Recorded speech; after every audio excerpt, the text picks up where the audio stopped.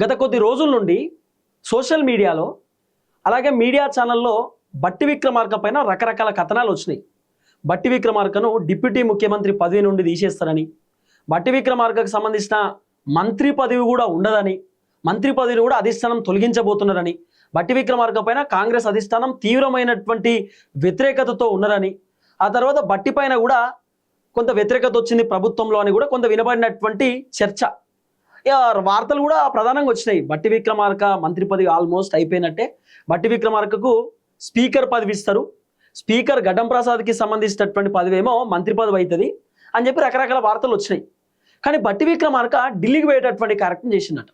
ఎప్పుడైతే ఈ వార్తలన్నీ వచ్చినాయో బట్టి నాకు అర్థమైపోయింది, ఇది ఏదో తేడా కొడుతుంది, నా మంత్రి పదవి తీసేసినట్టే కొడుతున్నారు. ఇప్పుడు బట్టి విక్రమార్క మంత్రి పదవి అధిష్టానం తీసేస్తారో లేదో తెలియదు కానీ మీడియా ఛానల్లో తీసేస్తున్నారు. బట్టి విక్రమార్క అయిపోయింది కథం, మంత్రి పదవి తీసేస్తున్నారు, డిప్యూటీ సీఎం కూడా తీసేస్తున్నారు అని చెప్పి రకరకాల వార్తలు. ఈ వార్తలకు ఒకేసారి ఉలిక్కి పడి బట్టి విక్రమార్క ఢిల్లీకి పోయిండు.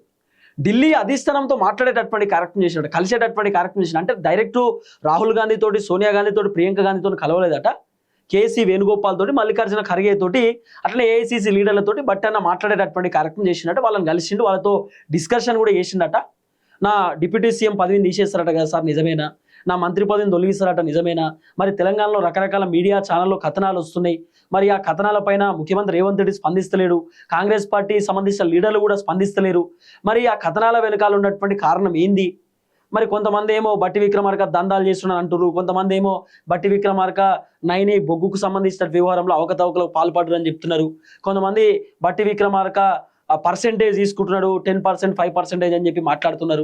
అసలు ఏంది సార్, కావాలనే నా పైన కొంతమంది కుట్ర చేస్తున్నారు, మరి నిజంగా నా మంత్రి పదవిని ఏమైనా తొలగించే ఆలోచనలో మీరు ఉన్నారా అని చెప్పి కూడా బట్టి అన్న ఢిల్లీ హైకమాండ్తో మాట్లాడేటటువంటి కార్యక్రమం చేస్తే, హైకమాండ్ కూడా ఏమో తెలియదు కానీ కొంత ఆలోచనలో ఉన్నట్టు ఉన్నారని చెప్పి హైకమాండ్ కూడా చెప్పేటటువంటి కార్యక్రమం చేస్తే, అప్పుడు బట్టి అన్న అధిష్టానానికి చెప్పిండట, చాలా క్లియర్గా ఆయన వర్షన్ ఆయనే చెప్పుకునే కార్యక్రమం చేసిందట.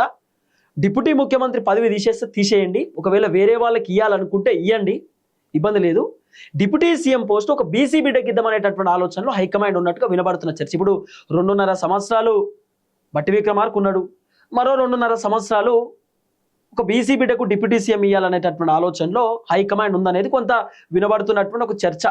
మరి ఎవరికి ఇస్తారు ఏం కథ అనేది ఇంకా పూర్తి స్థాయిలో కన్ఫర్మేషన్ లేదు.